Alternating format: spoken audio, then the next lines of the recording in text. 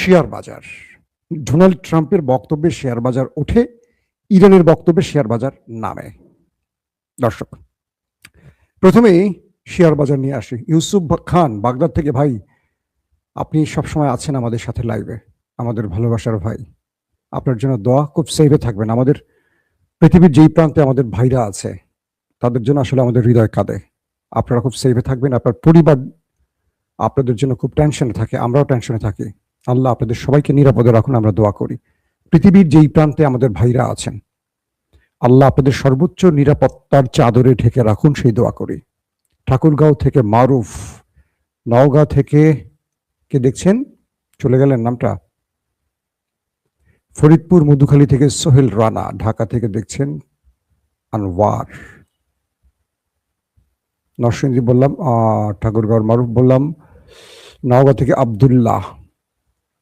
জি, শুনতে এবং দেখতে পাচ্ছেন আপনারা ক্লিয়ার, তাই তো? কোনো সমস্যা থাকলে আমাকে একটু কমেন্ট করবেন। কুমিল্লা থেকে দেখছেন, কালিয়াচক থেকে দেখছেন, চক খাজা নাসিরুদ্দিন পুটিয়া রাজশাহী থেকে, কাতার থেকে দেখছেন লক্ষ্মীপুর, কুষ্টিয়া থেকে শহীদুল ইসলাম, চুয়াডাঙ্গা থেকে, চুয়াডাঙ্গা তো আমাদের ইলিয়াসের বাড়ি, আমি গিয়েছিলাম ইলিয়াসের সাথে অনেক আগে একবার, শাহিন, চট্টগ্রাম থেকে হান্নান, চট্টগ্রাম, মাগুরা থেকে, চুয়াডাঙ্গা থেকে, লন্ডন থেকে, লন্ডনের আজিজ ভাইয়ের কোনো খবর পাচ্ছি না, আজিজ ভাই সারা দেন। দর্শক, ডোনাল্ড ট্রাম্প যখন দেখেন বিশ্ববাজারের ওঠানামা, তেলের বাজার অস্থির, যখন দেখেন শেয়ার বাজার ধস নেমে গেছে, তখন হঠাৎ করে একটা চমক দেখান। এরা তো রাজনীতি করেন না, এরা বাজার নিয়ন্ত্রণ করেন। কি করে জানেন? যখনই দেখেন যে বিশ্ববাজারে অস্থিরতা, ডোনাল্ড ট্রাম্পের বন্ধুদের, ধনকুবেরদের অর্থ লোপাট যাচ্ছে, তখন হঠাৎ করে একটা নতুন চমক দেন। তো গতকাল থেকে আজকে পর্যন্ত ডোনাল্ড ট্রাম্পের চমক কি বললেন? ইরানের সাথে আমার ব্যাক চ্যানেলে আলোচনা হয়ে গেছে, ইরানে আমি আর বড়সড় হামলা করব না, শিগগিরই যুদ্ধবিরতি ঘটতে যাচ্ছে, এবং ইরানও রাজি হয়ে গেছে, ইরান আমাদের শর্ত মেনে গেছে। তাপাস করে $2 ট্রিলিয়ন উপরে উঠে গেল শেয়ার বাজার, 2 ট্রিলিয়ন ধাম করে উঠে গেল। ইরান বলল যে না, ট্রাম্প বা আমেরিকার সাথে আমাদের কোনো আলোচনা হয়নি, আমরা যুদ্ধ করছি এবং আমাদের সমাধান হবে এই 5-7টি শর্ত যদি ট্রাম্প মানে। বাট ব্যাক চ্যানেলে আমেরিকার সাথে আমাদের কোনো আলোচনা হয়নি। তাপাস করে $3 ট্রিলিয়ন নিচে নেমে গেল শেয়ার বাজার। মানে কি বলবো আপনাদের, সাপলুডু খেলছেন, ধমধম করে উঠে গেছে একদম উপরে গিয়ে 94 না কত নম্বর একটা পয়েন্ট আছে সাপলুডুর, সাপ খেয়ে একদম 14তে নামায় দেয়, 14 না ভুলে গেছি, যদি আপনারা যারা সাপ মানে লুডো খেলেন তারা বলতে পারবেন, একদম 94 থেকে 14তে চলে আসে। তো ট্রাম্প 2 ট্রিলিয়ন উপরে উঠাইল, $3 ট্রিলিয়ন, ইরান তার বক্তব্য দিয়ে আবার নামিয়ে দিল। তো এভাবে বিশ্ববাজারের খেলা চলছে এখন ট্রাম্প আর ইরানের বক্তব্যের মধ্য দিয়ে। ট্রাম্প বলেছিলেন যে এই যুদ্ধটা আমাকে শুরু করিয়েছিল মিস্টার নেতানিয়াহু। গত রাতে যখন ইরান ব্যাপক ধোলাই শুরু করেছিল দেশটির ভেতরে, নেতানিয়াহু বলল, ছোট্ট একটা অল্প কয়েক সেকেন্ডের একটা বক্তব্য দিয়ে বলল, ট্রাম্প এটা মিথ্যা বলছে, আমি তাকে যুদ্ধ করতে বাধ্য করিনি। বুঝছেন? ইরান কি করলো শোনেন এবার, আসেন ইরানের খবরে যাই। পশ্চিমবঙ্গ উত্তর পরগনা কি মাওলানা শহীদুল ইসলাম ভাই, ভারতের আমাদের ভাইরা ভালো আছেন তো না? কমেন্ট করবেন তো, ভারতের জন্য আমাদের খুব মন কাঁদে, আমাদের ভাইরা সেখানে কেমন আছে। তো ইরান কি করলো শোনেন, কালকে তো মার্কিন 5 থেকে 6টা বেজকে মারলো সমান তালে, প্রথম 4টা, পরে আরো 2টো বেজকে মোটামুটি ছাড়লো ইরান তার ড্রোন এবং মিসাইল দিয়ে, উড়াদুরা মাইট দিল। এরপর নেতাকে মুনাজাত করছিল যে আল্লাহ আজকে যেন আমার রাতে আমার এখানে না আসে। তো ইরানের IRGC এই মুনাজাত শুনতে পাইছে আর কি, যে নেতা কাকু সে ICU থেকে ফিরে এসে মুনাজাত করছে, তার মুনাজাত যদি কবুল না হয় কেমন হয়। সে কি করলো, কিরাত সামুনা, তেল আবিব, হাইফা, এরকম করে বেশ কয়েকটা শহরে আবার মিসাইলের ঝলক দেখালো, ড্রোন এবং মিসাইল একযোগে মারা শুরু করলো। মজার বিষয় দেখেন, ইরানের কাছে কি পরিমাণ ইন্টেলিজেন্স সোর্স কাজ করছে। ওই দেশটির নেতা কাকু, দেশটির যিনি প্রেসিডেন্ট, তিনি কালকে দেশটির একটি গুরুত্বপূর্ণ জায়গায় ভিজিটে গেছেন। ভিজিটে গিয়ে তিনি বক্তব্য রাখবেন এমন চিন্তা করছেন, এমন সময় সাইরেন বাজা শুরু করছে। তার নিরাপত্তা রক্ষীরা বলছে, স্যার আপনাকে এখান থেকে দ্রুত সরতে হবে, ইরানের জম আসতেছে, আমাদের জম আসতেছে, সাইরেন বাজতেছে। বাঁচতে বাঁচতে উনি একটা ভবনের মধ্যে গিয়ে কোন রকম আশ্রয় নিয়েছেন। এমন সময় দেখলেন চারপাশে ধাম ধাম ধাম ধাম করে ইরানের আলু পটল গুলো হিট করা শুরু করলো। উনি বলল, হায় ঈশ্বর, অল্পের জন্য বেঁচে গেলাম। প্রশ্ন উঠল যে ইরানের এই ইন্টেলিজেন্স সোর্স গুলো কোথায়? নেতানিয়াহু কোথায়? ডেভিড ব্রায়ান মানে মোসাদ প্রধান কোথায়? প্রেসিডেন্ট কোথায়? বেন গভির সব খুঁজে বের করছে, সেখানে সেখানে হামলা করছে। জেরুজালেম পোস্ট থেকে শুরু করে বড় বড় গণমাধ্যমগুলো বলছে ভেতরটাকে পুরো এলোমেলো করে ফেলেছে খামেনি বাহিনীর মিসাইল এবং ড্রোন। এত ম্যাসিভ আকারে যে হিটগুলো হচ্ছে, যেগুলো ইন্টারসেপ্ট করতে পারছে না। ওই দেশটির জনগণ বলছে নেতানিয়াহু প্রশাসনকে যে তুমি আমাদের কথা দিয়েছো যে ইরানকে শেষ করে সারপ্রাইজ দেবে, কিন্তু তুমি তো আমাদেরকে শেষ করে ফেলছো। আমাদের আবাসস্থল শেষ, আমাদের সেনা ঘাঁটিগুলো শেষ, আমাদের অনেক সমরাস্ত্র শেষ, প্রচুর সেনাবাহিনী শেষ, অনেক সাধারণ পিপল শেষ। তুমি শেষ করতে গিয়ে তো নিজেই শেষ হয়ে গেলে। নেতানিয়াহু বলল, ভরসা রাখুন আমার উপর। ভরসা রাখতে বলছে, ভরসা রাখবেন? এত কমেন্ট করেন, আমি নামটা আপনার বলি না, না কি ভাই,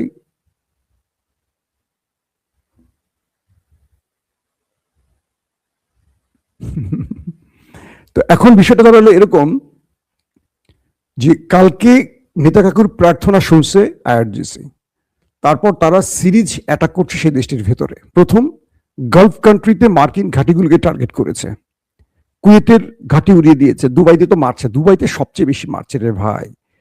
এমবিজেড কে মোটামুটি কি বলবো, জন্মদিনের পোশাক পরে ছাড়িয়ে দেবে ইরান এবার, কারণ এইটা বেশি দুষ্টমি করছে, বেশি দুষ্ট। এখন যে বিষয়টি ঘটছে সেটি হলো ইরান এই সিরিজ অ্যাটাকের পর তাদের গলা শুকিয়ে গেছে। ট্রাম্পকে দিয়ে যে নাটকটি তৈরি হয়েছিল সেই নাটকটি ইরান পথেই ভেস্তে দিয়েছে। ট্রাম্প বলে দিয়েছে এইসব নাটকে আর কাজ হবে না, কোনোভাবেই আমাদের শর্ত না মানলে আমরা থামবো না। ইরান এখন ফ্রন্ট লাইনে আছে, ব্যাকফুটে আছে আমেরিকা এবং ইসরায়েল। আমি আপনাদের সকালের 11টা যে লাইভটি করেছি সেখানে বোধহয় ডিটেল বলছি, যদি মিস করেন আমি অল্প সময় একটু রিপিট করি। বিষয়টা হলো এরকম, আমেরিকা ইরানকে দিয়েছিল দুটো শর্ত। ওকে, শর্তগুলো কি? যে ইরান তার ইউরেনিয়াম, নিউক্লিয়ার বোমা বানাবার জন্য যে ইরান ইউরেনিয়াম সমৃদ্ধ করেছে, সেটা 60% যে তাদের ইউরেনিয়াম আছে এটা আমেরিকার হাতে তুলে দেবে। ইরানকে আমেরিকা এই শর্ত দিয়েছিল।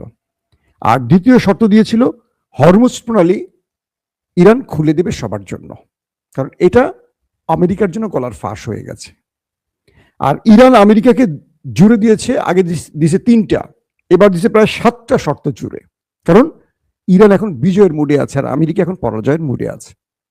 ইরান কি করলো? বলল যে আমার প্রথম শর্ত, ইরানকে তার হক বুঝিয়ে দাও, অর্থাৎ ইরানের এ যাবৎ যত ক্ষতি হয়েছে সব ক্ষতি তুমি পুষিয়ে দেবে। যত মানুষ মারা গেছে, স্কুলের শিশুরা মারা গেছে, সিভিলিয়ান মারা গেছে, তাদের সবার ক্ষতিপূরণ তোমাকে দিতে হবে। তুমি দাও, তোমার আরো বন্ধুরা দেখ বা ইসরায়েল দেখ, দিতে হবে। এবং হরমুজ প্রণালী থেকে এখন ইরান টোল আদায় করবে। পৃথিবীর সব দেশই তার জলরাশি থেকে টোল আদায় করে, ইরান শুধু করতে পারেনি, ইরান করেনি কোনোদিন টোল। তারপর পুরো পৃথিবীতে ইরানকে সন্ত্রাসী বলা হয়েছে, ইরানকে খারাপ বলা হয়েছে, ইরানের বিরুদ্ধে পুরো পৃথিবী, কিন্তু ইরান কখনো জুলুম করেনি। যেহেতু সবার জন্য এটা বৈধ, আন্তর্জাতিক নিয়ম অনুসারে এটা ইরানের জন্য বৈধ, এখন থেকে ইরান হরমুজ প্রণালীতে টোল আদায় করবে। যত জাহাজ যাবে সবাই এখান থেকে ট্যাক্স দিয়ে যেতে হবে। 4 নম্বর হলো যুদ্ধ আবার মন চাইবে হঠাৎ করে শুরু করে দিবে, এই সুযোগটি আর আমেরিকা ইসরায়েল পাবে না। ইন্টারন্যাশনালি, আন্তর্জাতিকভাবে গ্রান্টার রাষ্ট্র আমাদের ওয়াদা দিবে, চুক্তিবদ্ধ হবে এবং জাতিসংঘ সেখানে সিগনেচার করবে। কোনোভাবে আমাদের উপর হামলা করতে পারবে না। তারা মন চাইবে একটা অভিযোগ তুলবে, হামলা করবে, সেই সুযোগ যেন আর তারা না পায়, বা এরকম গ্যারান্টি আমাদের দিতে হবে। 5, মার্কিন মুল্লুক বা ট্রাম্প চাচুর বাড়ি থেকে যত সেনা ক্যাম্প গালফ কান্ট্রিতে হয়েছে, ইরানের চারপাশে, আরব রাষ্ট্রগুলোতে, গালফ কান্ট্রির কথা বলছি, সৌদি আরব, আরব আমিরাত, বাহরাইন, কাতার, কুয়েত, জর্দান সহ আরব রাষ্ট্রের যতগুলো, প্রায় পৃথিবীর 80টি দেশে আছে 800 মার্কিন ঘাঁটি। এর মধ্যে আরবেই আছে 30-40টির মতো। এই ঘাঁটিগুলো সব গুটিয়ে চলে যেতে হবে আমেরিকাকে। আমেরিকা এখানে একটা ঘাঁটি নিয়ে থাকতে পারবে না। আমেরিকা ঘাঁটি থাকলে আক্রমণ চলতেই থাকবে, আমেরিকাকে ছাড় দেব না। তারপরের শর্ত কি, 1997 থেকে, অর্থাৎ 90 দশক থেকে 2026 পর্যন্ত ইরানের উপর যত নিষেধাজ্ঞা দেওয়া হয়েছে সকল নিষেধাজ্ঞা তুলে নিতে হবে। ইরান তার তেল, গ্যাস এবং পণ্য আন্তর্জাতিক বাজারে বিক্রি করতে পারবে, অর্থাৎ ইরানের উপর আর কোনো নিষেধাজ্ঞা থাকবে না। পাশাপাশি গাজাকে মুক্ত ঘোষণা করতে হবে, গাজা থেকে সকল বাহিনী চলে যাবে, এটা ফিলিস্তিনের রাষ্ট্র হিসেবে পরিচিতি পাবে। তো এই চুক্তিগুলো বা শর্তগুলো একটা রাষ্ট্র কখন দেয়? যখন তারা বিজয়ের মুডে থাকে, তাই তো? ইরান এই মুহূর্তে সেই বিজয়ের মুডে আছে। এটা হলো আজকে সকালের লাইভ থেকে আমি আপনাদের আবার রিপিট করলাম, যারা মিস করছেন তাদেরকে বললাম। দর্শক, এখনকার মুডটা কি? আমেরিকা ট্রাম্প যখন ব্যাক চ্যানেলের আলোচনার নাম দিয়ে তুরস্ক, পাকিস্তান, মিশর এবং ওমানের নামটি বললেন যে তারা আমার জন্য ব্যাক চ্যানেলে কাজ করেছে, তখন অনেক রাষ্ট্র ইরানকে জানিয়েছে এটা ফেক। তবে আমেরিকা তাদেরকে বলেছে, আবার তারা ইরানকে বলেছে, কিন্তু ইরান রাজি হয়নি, আমেরিকার শর্ত মানেনি, যুদ্ধ থামাতেও রাজি হয়নি। আমেরিকার ট্রাম্প তিনি যে বক্তব্যটি দিয়েছেন, বিভিন্ন গণমাধ্যম বলছে এটি মিথ্যে ছিল। ইরান পাল্টা যে জবাব দিয়েছে সেইটি এখন সারা পৃথিবীতে প্রচার হচ্ছে। ইরানের এই অবস্থা দেখে ইউরোপীয় ইউনিয়ন, ন্যাটো, তারা এখন পর্যন্ত আমেরিকার পাশে দাঁড়াবার সাহস পাচ্ছে না। এটি মিস্টার ডোনাল্ড ট্রাম্প বারবার বলছেন যে আমার বন্ধুরা আমার পাশে নেই। তখন একজন সাংবাদিক প্রশ্ন করছে যে ইরানের বিরুদ্ধে যুদ্ধ করতে আপনারা দুটো দেশ নেমেছেন একসঙ্গে, ইসরায়েল, আমেরিকা, যে আমেরিকাকে বলা হয় পৃথিবীর সবচেয়ে বড় পরাশক্তি। তো ইরানের মতো একটি ক্ষুদ্র সামরিক শক্তির দেশের বিরুদ্ধে লড়তে গিয়ে আপনাকে ন্যাটো বা ইউরোপীয় ইউনিয়ন কিংবা গালফ কান্ট্রিকে ডাকতে হলো কেন? এটার কোনো সদুত্তর ট্রাম্প দিতে পারেনি, অন্য প্রসঙ্গে চলে গেছে। তার মানে হলো ইরান তার বিজয়ের অবস্থাটা পুরো পৃথিবীতে প্রকাশ করে দিয়েছে। শেষ যে খবরটি দিয়ে শেষ করতে চাই, ইরান এখন দেশটির, শত্রু দেশটির মূল ব্যক্তিদের টার্গেট করছেন। যেমন আজকে টার্গেটটি করছে, কিছুক্ষণ আগে শুনলাম ইরান হিট করেছে সেই দেশটির ভেতরে, তাদের ঘুমাই তার দিচ্ছে না, তারা জেগে থাক বাংকারে গিয়ে। তো বলা হচ্ছে আজকে দেশটির প্রেসিডেন্টের উপর যে হিট করেছে, নেতানিয়াহুর উপর এখন ইরানের মূল চোখ। কারণ ইরানের আয়াতুল্লাহ আলী খামিনির মৃত্যুর প্রতিশোধ তারা নিতে চায় খামিনিকে দিয়ে, এবং ইরানের এজেন্সিগুলো ওই দেশটির ভেতরে সর্বোচ্চ চেষ্টা করছে তার অবস্থান নির্ণয় করতে এবং তাকে শনাক্ত করে তার অবস্থান রিয়েল টাইম ইন্টেলিজেন্স ইরানকে পৌঁছে দিতে।